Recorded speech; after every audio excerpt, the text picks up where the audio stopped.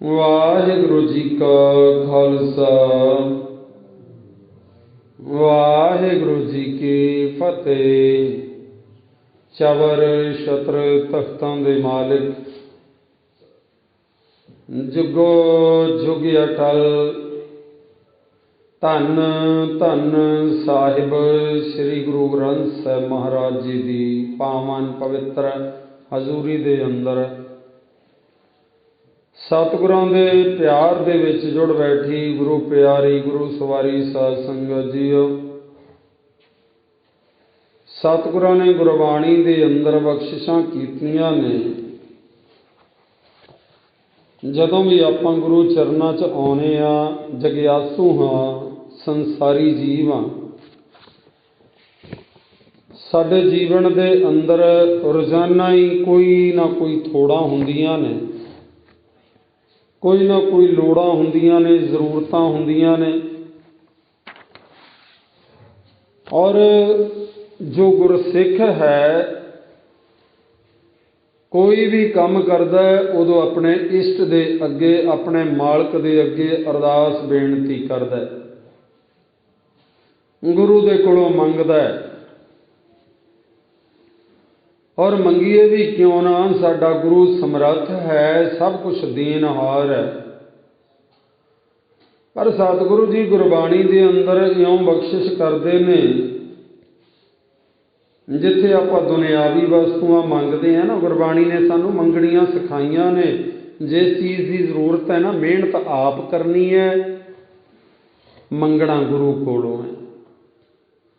गुरबाणी ने सानू अपने मालक दे कोलों मंगना सिखाया है, जो दुनियावी वस्तुआं की जरूरत है। गुरबाणी के अंदर आपां पढ़ते हैं ना, दाल सीधा मांगो घीओ, हमरा खुशी करे नित जियो। पनिया साधन नीका, अनाज मंगो सत सींका। गऊ भैंस मंगो लावेरी, एक ताजन तुरी चिंगेरी। घर की गीहन चंगी, जन धन्ना लेवै मंगी। भगत धन्ना जी ने गुरबाणी के अंदर इउं सानू समझाया, भाई जो तुहानू जरूरत है अपने मालक दे कोलों मंगना चाहिए है। रोजाना साडी जो निता प्रति जरूरत है, दाल सीधा मांगो घीओ, सीधा कहते ने आटे नूं। दाल भी मंगी है, रोजाना मैं भोजन प्रशादा छकना है, उहदे वास्ते आटा भी चाहिए, घिओ भी चाहिए कि मेरी खाण वालियां वस्तुआं जिहड़ियां ने ये मैनू रस देन, आनंदमई हो जान। हमरा खुशी करे नित जियो, ऐ मेरे मालक मैं रज पुज के खावां और तेरा सिमरन करा। मेरा मन खुश होवे ते मैं तेरा शुकराना करा। पनिया साधन अनिका, अनाज मंगो सत सींका।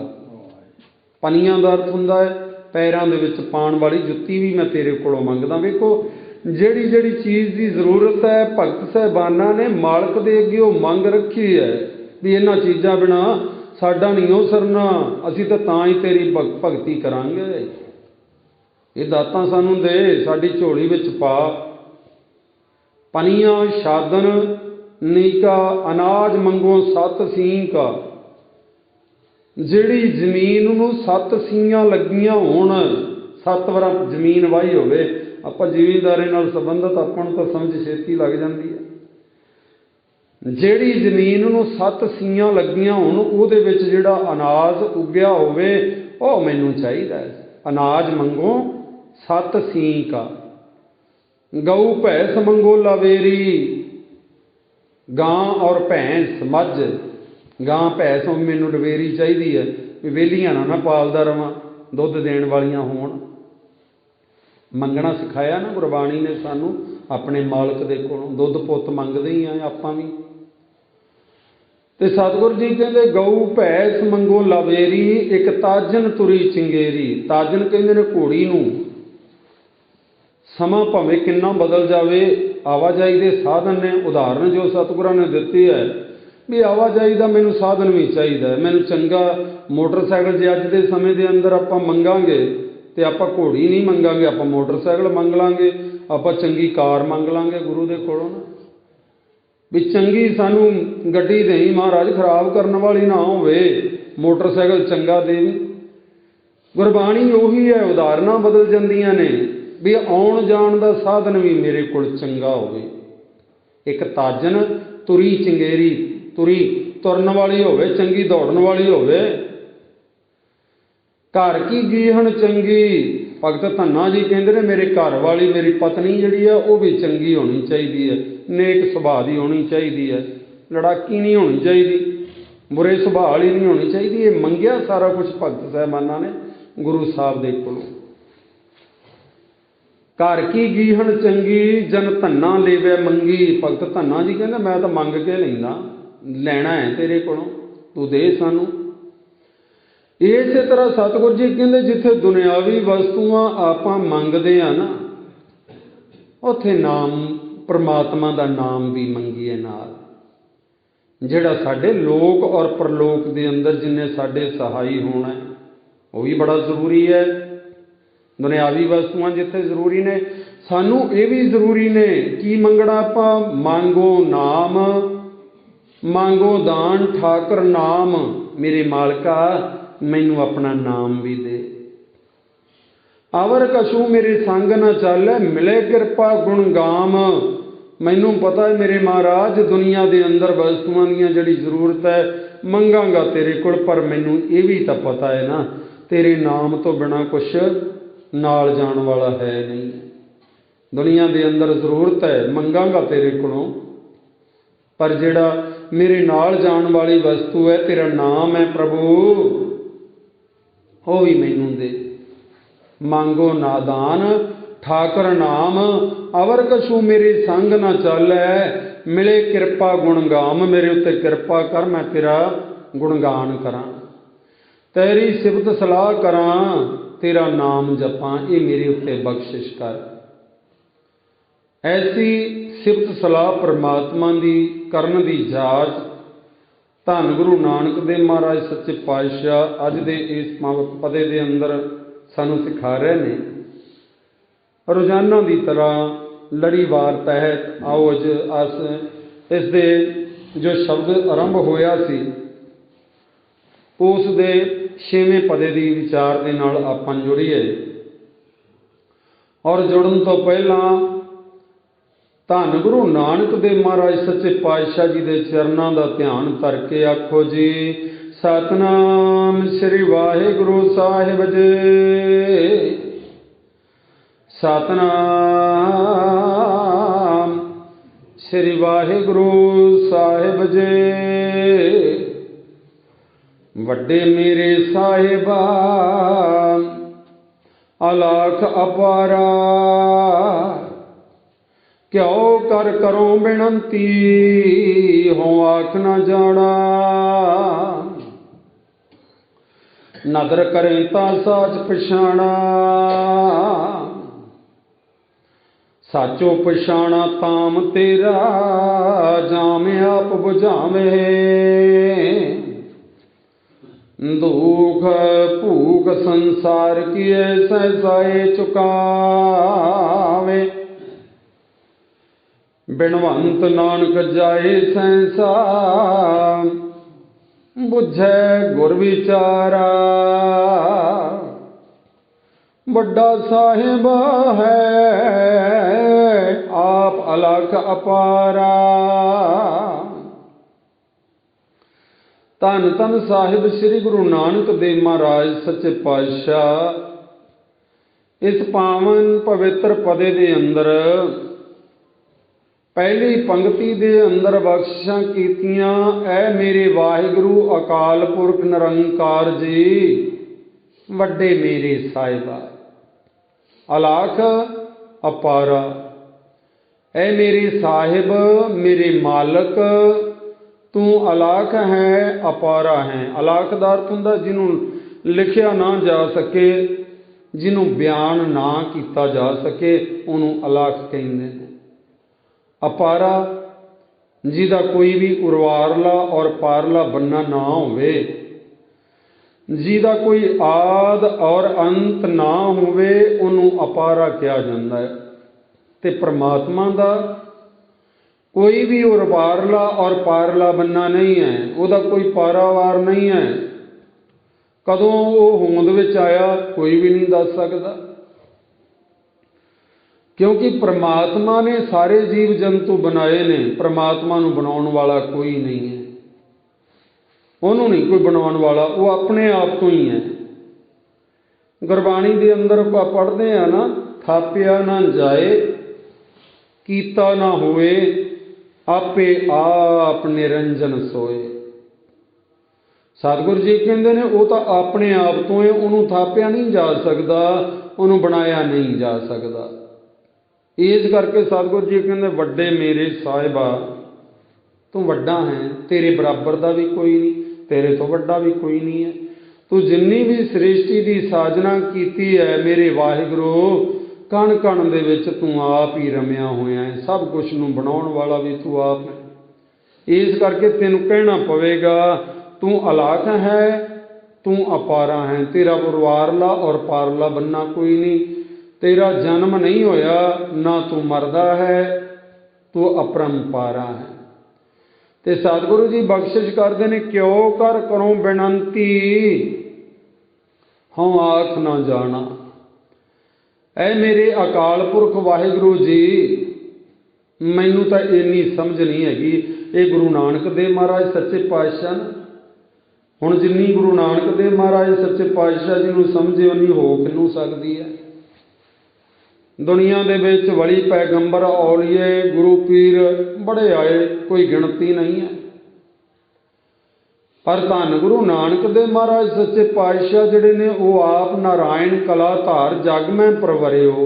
नारायण अकाल पुरख आप ही इस सृष्टि दे विच आए गुरु नानक का रूप धारण करके। इउं समझ लीए गुरु नानक देव महाराज सच्चे पातशाह जी जिथे बख्शिश कर रहे हैं कि अकाल पुरख का कोई पारावार नहीं है, उस तरह गुरु नानक का भी कोई पारावार नहीं है।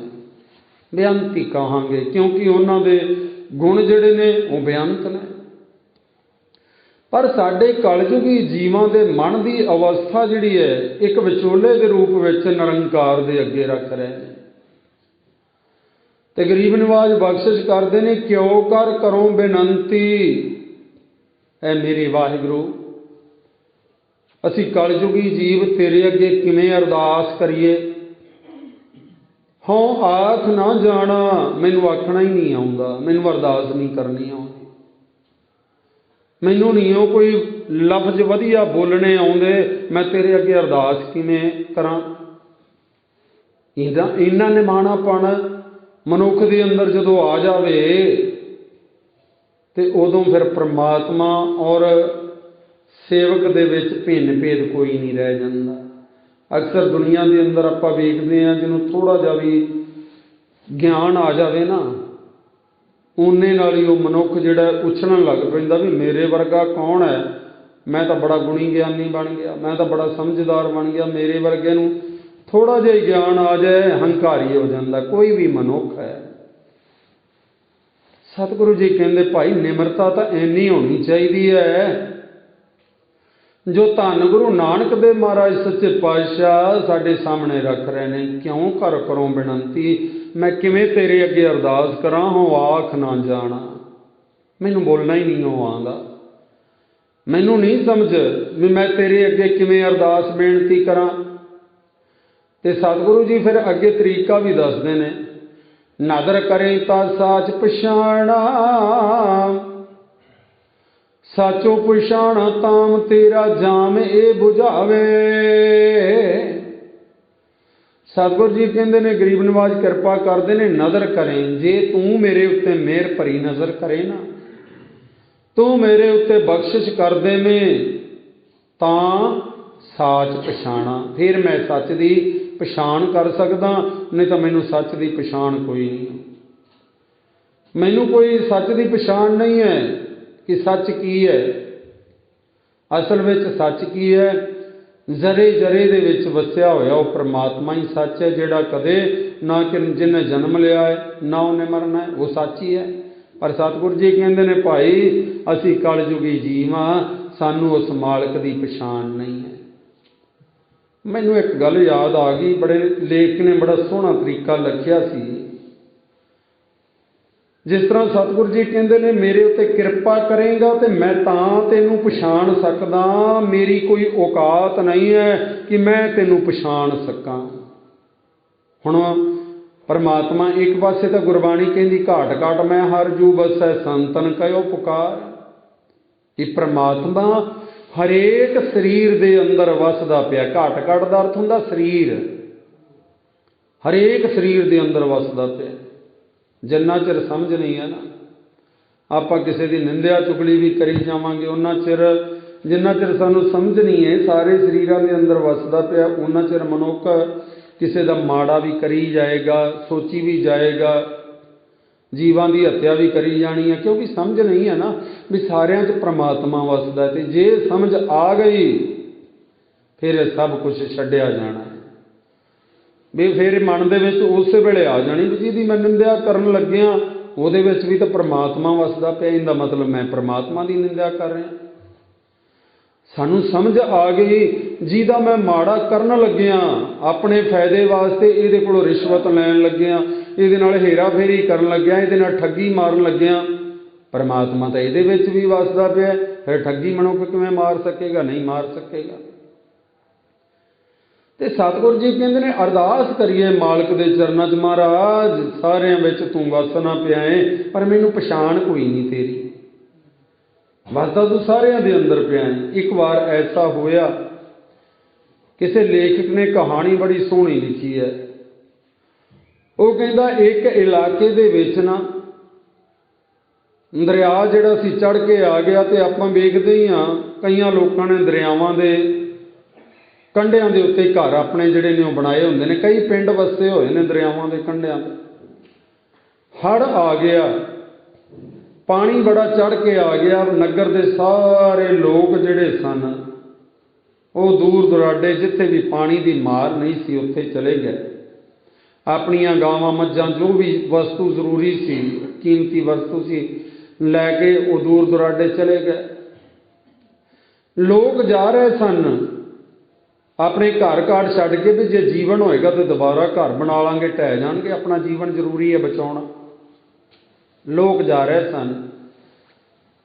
ਕਈਆਂ ਦੀ ਨਜ਼ਰ ਪਈ ਆ ਪਿੰਡੋਂ ਬਾਹਰ ਇੱਕ ਸਾਧੂ ਰਹਿੰਦਾ ਹੈ, ਇੱਕ ਝੌਂਪੜੀ ਬਣਾ ਕੇ, ਪਾਣੀ ਬਹੁਤ ਆ ਰਿਹਾ, ਇਹਨੇ ਰੁੜ ਜਾਣਾ ਹੈ, ਚਲੋ ਚੱਲੀਏ। ਪਿੰਡ ਦੇ ਕੁਛ ਮੋਹਤਬਾਰ ਸੱਜਣ ਜਿਹੜੇ ਸਨ ਉਹ ਗਏ, ਜਾ ਕੇ ਕਹਿੰਦੇ, ਬਾਬਾ ਜੀ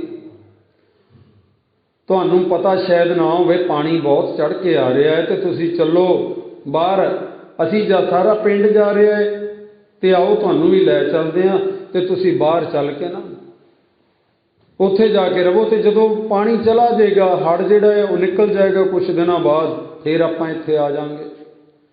ਅੱਗੋਂ ਜਵਾਬ ਦੇ ਦਿੱਤਾ, ਕਹਿਣ ਲੱਗਾ, ਨਹੀਂ, ਜਿਸ ਰੱਬ ਦੀ ਮੈਂ ਭਗਤੀ ਕਰਨਾ, ਮੈਂ ਭਗਤੀ ਕਾਹਦੇ ਵਾਸਤੇ ਕਰਦਾ ਸੀ ਜੇ ਉਹਨੇ ਮੈਨੂੰ ਬਚਾਉਣਾ ਹੀ ਨਹੀਂ। ਕਈ ਵਾਰ ਭਗਤੀ ਕਰਨ ਦਾ ਵੀ ਹੰਕਾਰ ਹੋ ਜਾਂਦਾ, ਮਾਣ ਹੋ ਜਾਂਦਾ। ਹੰਕਾਰ ਜਿਹੜਾ ਬਖਸ਼ਦਾ ਨਹੀਂ ਕਿਸੇ ਨੂੰ। ਔਰ ਉਹ ਲੋਕ ਚਲੇ ਗਏ, ਕਹਿੰਦੇ ਬਾਬਾ ਤੇਰੀ ਮਰਜ਼ੀ। ਜਦੋਂ ਫੇਰ ਪਾਣੀ ਚੜ੍ਹਦਾ ਜਾ ਰਿਹਾ ਸੀ, ਪਿੰਡ ਦੀ ਪੰਚਾਇਤ ਸਾਰੀ ਇਕੱਠੀ ਹੋ ਕੇ ਆਈ, ਆ ਕੇ ਕਹਿੰਦੇ ਫਿਰ ਵੀ ਬਾਬਾ ਸਤਿਕਾਰਯੋਗ ਹੈ, ਚਲੋ ਰੱਬ ਦੀ ਬੰਦਗੀ ਵਾਲਾ, ਚਲੋ ਆਪਾਂ ਚੱਲੀਏ। ਸਾਰੇ ਜਾ ਕੇ ਉਹਨੂੰ ਕਹਿਣ ਲੱਗੇ, ਬਾਬਾ ਪਾਣੀ ਚੜ੍ਹਦਾ ਦਾ ਜ਼ਿੰਦਗੀ ਬੜੀ ਕੀਮਤੀ ਹੈ, ਵਾਰ-ਵਾਰ ਮਿਲਣ ਵਾਲੀ ਨਹੀਂ ਹੈ, ਚਲੋ ਜਿੱਥੇ ਪਾਣੀ ਨਹੀਂ ਜਾ ਸਕਦਾ ਉੱਥੇ ਤੁਹਾਨੂੰ ਵੀ ਲੈ ਚੱਲਦੇ ਆ। ਜਦੋਂ ਹੜ੍ਹ ਦਾ ਜਿਹੜਾ ਹੈ ਇਹ ਖਤਮ ਹੋ ਜਾਏਗਾ ਸਿਲਸਿਲਾ, ਉਦੋਂ ਫਿਰ ਵਾਪਸ ਆ ਜਾਵਾਂਗੇ। ਨਾ ਗਿਆ, ਕਹਿੰਦਾ ਰੱਬ ਦੀ ਭਗਤੀ ਮੈਂ ਕਾਹਦੇ ਵਾਸਤੇ ਕਰਨਾ ਜੇ ਉਹਨੇ ਬਚਾਉਣਾ ਹੀ ਨਹੀਂ ਮੈਨੂੰ। ਤੀਸਰੀ ਵਾਰ ਫੇਰ ਉਹ ਲੋਕ ਆਏ ਜਿਨ੍ਹਾਂ ਦੀ ਪ੍ਰਸ਼ਾਸਨ ਵੱਲੋਂ ਡਿਊਟੀ ਲੱਗੀ ਹੁੰਦੀ ਹੈ। ਕੁਛ ਲੋਕ ਉਹ ਆਏ ਬੇੜੀ ਲੈ ਕੇ, ਕਹਿਣ ਲੱਗੇ ਸਾਰੇ ਲੋਕ ਤਾਂ ਚਲੇ ਗਏ, ਆਹ ਇੱਕ ਬਜ਼ੁਰਗ ਬਾਬਾ ਜਿਹੜਾ ਇੱਥੇ ਦਰਖਤ ਤੇ ਚੜ੍ਹਿਆ ਬੈਠਾ ਹੈ, ਚਲੋ ਇਹਨੂੰ ਲੈ ਚੱਲੀਏ, ਇਹਦੀ ਜਾਨ ਬਚਾਈਏ। ਬੇੜੀ ਕੋਲ ਲਿਜਾ ਕੇ ਉਹ ਲੋਕ ਕਹਿਣ ਲੱਗੇ, ਚੱਲ ਬਾਬਾ ਤੈਨੂੰ ਲੈਣ ਵਾਸਤੇ ਆਏ ਆ, ਚੱਲ ਕਿਨਾਰੇ ਤੇ ਤੈਨੂੰ ਲੈ ਜਾਈਏ, ਜਦੋਂ ਪਾਣੀ ਦਾ ਵਹਾਅ ਖਤਮ ਹੋ ਜਾਏਗਾ ਤੇ ਫੇਰ ਵਾਪਸ ਤੇ ਇੱਥੇ ਫੇਰ ਆ ਜਾਣਾ। ਜਵਾਬ ਫੇਰ ਕਰੋਧੀ ਹੋ ਕੇ ਦਿੱਤਾ, ਕਹਿਣ ਲੱਗਾ, ਉਹ ਰੱਬ ਦੀ ਮੈਂ ਭਗਤੀ ਕਾਹਦੇ ਵਾਸਤੇ ਕਰਦਾ ਰਿਹਾ ਜੇ ਉਹਨੇ ਮੈਨੂੰ ਬਚਾਉਣਾ ਹੀ ਨਹੀਂ ਤਾਂ। ਉਹ ਵੀ ਵਾਪਸ ਚਲੇ ਗਏ। अखीर वो कहानीकार ने लिखा है, पानी का वहा ज़्यादा होने करके दरख्त थले डिग्या और वो बाबा जिहड़ा सी रुड़ गया। रुड़ गया जदों रब की दरगाह विच जाके उन्हें रब दे उत्ते बड़ा गिला किया, कहन लगा, ऐ परमात्मा तेरी भगती करन दा की फायदा जे तू साडे काम ही नहीं आउणा, जे तू सानू बचाउणा ही नहीं। ते परमात्मा ने अगों आवाज़ दी, कहन लगा, ओ भगती वाले भगता, मैं 3 वार तेरे कोल आया, तू मैनू पछाण ही नहीं सकिया। इहदे विच मेरा की गुनाह है, इहदे विच मेरा की कसूर है। घट घट मैं हर जू बसै संतन कहो पुकार।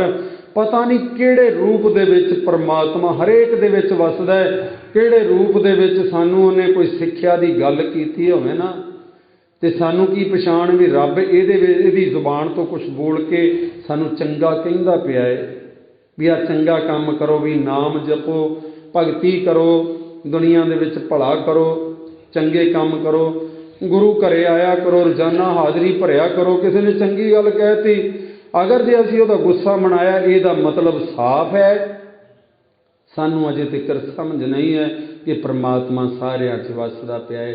ਇਹਦੇ ਜ਼ਰੀਏ ਉਹ ਮੈਨੂੰ ਉਪਦੇਸ਼ ਦੇ ਰਿਹਾ ਸੀ, ਮੈਨੂੰ ਗ੍ਰਹਿਣ ਕਰਨਾ ਚਾਹੀਦਾ ਹੈ। ਚੰਗੀ ਗੱਲ ਹੈ, ਉਹਨੂੰ ਗ੍ਰਹਿਣ ਕਰ ਲੈਣਾ ਚਾਹੀਦਾ, ਸਾਡਾ ਭਲਾ ਹੋ ਸਕਦਾ।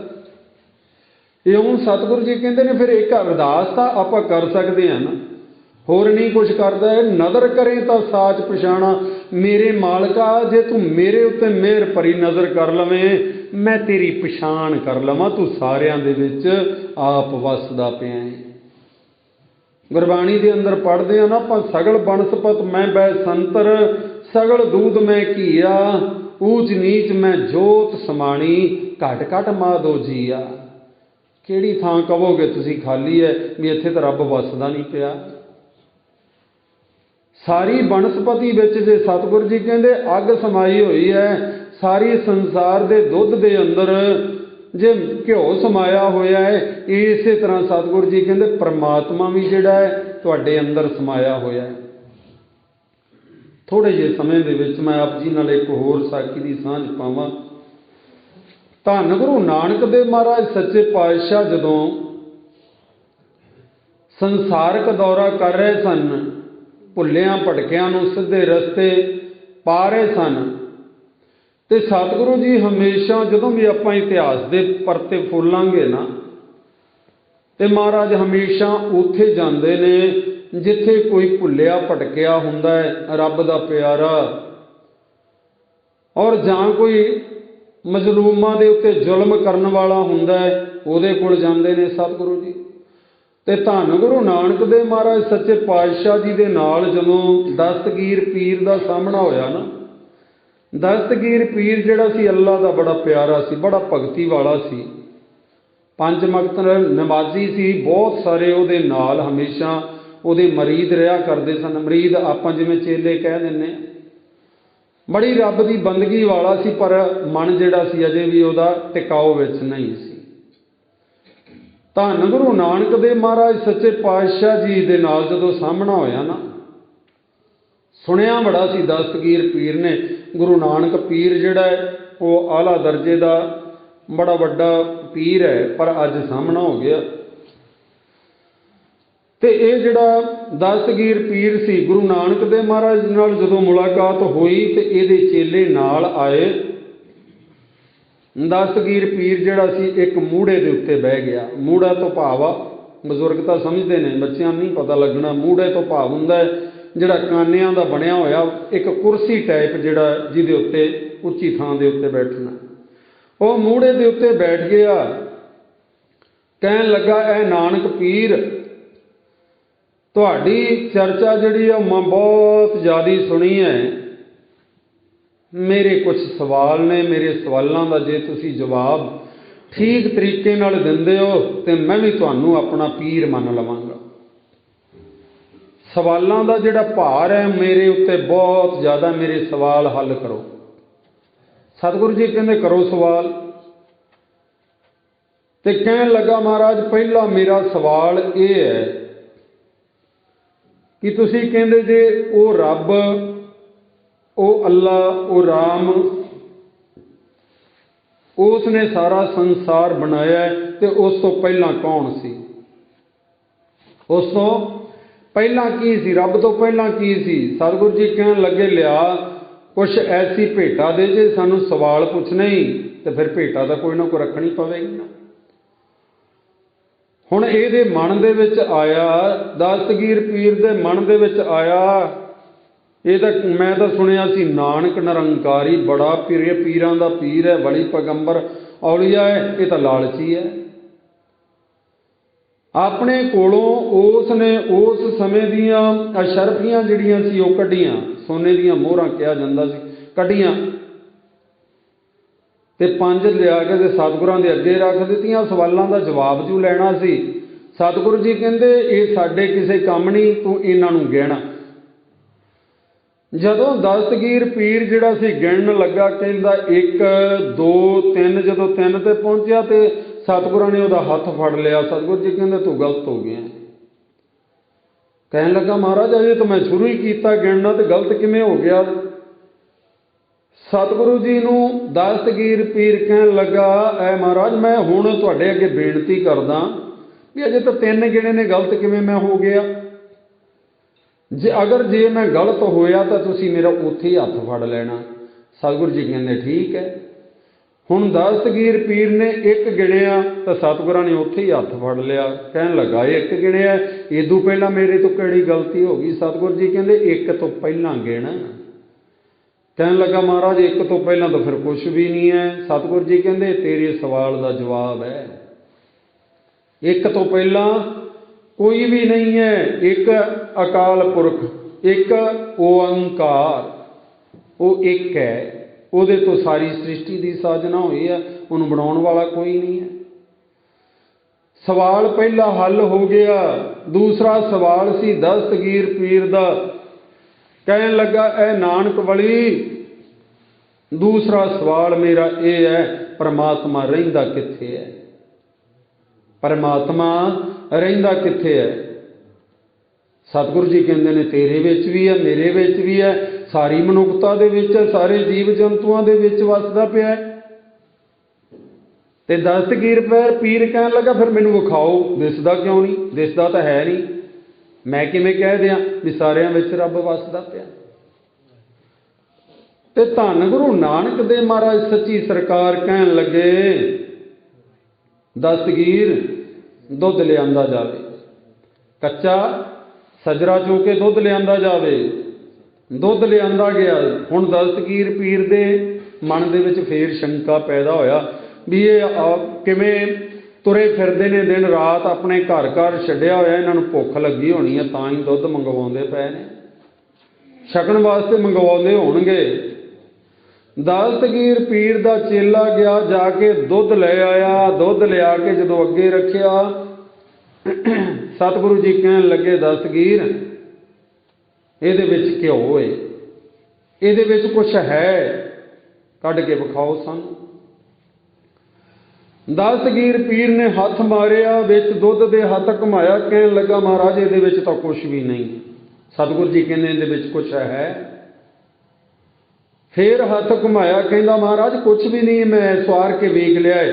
दस्तगीर पीर नूं एक शंका हो गया, कहन लगा ये बड़ी पैगंबर औलिया है, दिलों दियां जानन वाला है, हो सकदा मेरे चेलियां ने कुछ दुध दे विच मिलावट कर दित्ती होवे। पुछया, कहन लगे नहीं जी असीं कुछ नहीं मिलावट कीती, ज्यों दा त्यों सी दुध तुहाडे कोल ले आंदा। सतगुरु जी कहंदे इहदे विच है। दस्तगीर पीर कहंदा इहदे विच कुछ नहीं है। सतगुरु जी कहंदे इहनूं गर्म कीता जावे। गर्म कीता गया, उस तो बाद ਠਾਰਿਆ गया। ਠਾਰਨ तो बाद उन्होंने जाग लाई गई। सतगुरु जी कहंदे हुण दही बन गया, इनू रिड़किया जावे। रिड़किया तो मक्खण जिहड़ा सी उत्ते आ गया। सतगुरु जी कहंदे आ वेखो, तुसीं कहंदे सी इहदे च है कुछ नहीं, आ इहदे विचों मक्खण निकल आया, घिओ निकल आया ना। दस्तगीर पीर कहंदा महाराज मैं समझिया नहीं। सतगुरु जी कहंदे तेरे दूजे सवाल का जवाब है। तू कहंदा सैं रब कित्थे है, मैनू तो दिसदा नहीं। इस तरह दिसदा ही जदों शब्द का रिड़कण करांगे ना, शब्द नूं मन दे विच पा के रिड़कांगे, वार वार जपांगे परमात्मा का, सिमरन करांगे आ जिवें मक्खण सामने तेरे उत्ते तर के लस्सी दे आ गया ना, इस तरह परमात्मा तेनों नज़र आ जाएगा। पहलों नहीं सी ना नज़र आउंदा, जदों दुध सी हुण नज़र आ गया मक्खण। इस तरह परमात्मा जिहड़ा सारिਆਂ ਦੇ ਵਿੱਚ वस रहा है, नज़र उदों आउंदा है जदों कोई शब्द का रिड़कण करता है, परमात्मा की बंदगी करता है। हुण दस्तगीर पीर जिहड़ा सी वो कहंदा मेरा तीसरा सवाल है, दूजे सवाल का भी उत्तर मिल गया। तीसरा सवाल है, कहंदा तीसरा सवाल की है? कहन लगा मेरा तीसरा सवाल इउं है, वो परमात्मा, वो रब, वो अल्लाह जिहड़ा वो करदा की है, वो की करदा है? तुसीं कहंदे जो वो एक है, ये भी मैनूं सवाल मिल गया भी एक तो पहला कुछ नहीं सी, कण कण दे विच रमिया है, सारे जीव जंतुआं च वसदा पिया है।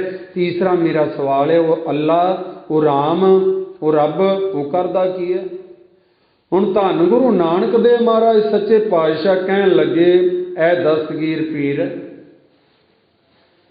जिहड़ा सवाल पुछण वाला हुंदा है ना, वो एक विद्यार्थी हुंदा है, और विद्यार्थी कदे भी उच्चे नहीं बैठिया करदे, हमेशा नीवें बैठिया करते हैं। जिहड़ा अध्यापक हुंदा है, टीचर हुंदा है, वो उच्चा बैठदा है। तुसीं दो सवाल कीते, मैं फिर भी तुहाडा उत्तर दिता है। हुण तीसरा सवाल का उत्तर जिहड़ा मैं उपर बैठांगा तो तुहानूं थल्ले बैठना पवेगा।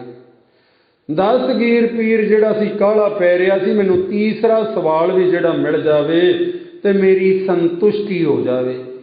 दस्तगीर पीर जिहड़ा सी थल्ले बैठ गया। धन गुरु नानक देव महाराज सच्चे पातशाह उस मूढ़े दे उपर बैठ गए। बैठ के सतगुरां ने अखां मूंद लईआं, समाधि दे विच हो गए, निरंकार दे चरनां विच मन जोड़ लिया। कई घंटिਆਂ बाद अखां जदों खोलीआं ते दस्तगीर पीर उत्थे बैठा, चेले उहदे उत्थे ही बैठे सन ते हथ जोड़े दस्तगीर पीर ने, कहंदा महाराज मेरे सवाल का उत्तर दिओ। सतगुरु जी कहंदे किहड़ा सवाल? कहंदा मैं यही पुछया सी तुहाडे तो परमात्मा करदा की है? ते सतगुरु जी कहंदे आही कुछ करदा ही, नीचिਆਂ ਨੂੰ उत्ते बह जांदा है, बिठाल दिंदा है, ਜਿਹੜੇ उत्ते बैठे हुंदे ने उन्हां ਨੂੰ नीविਆਂ बिठाल दिंदा है।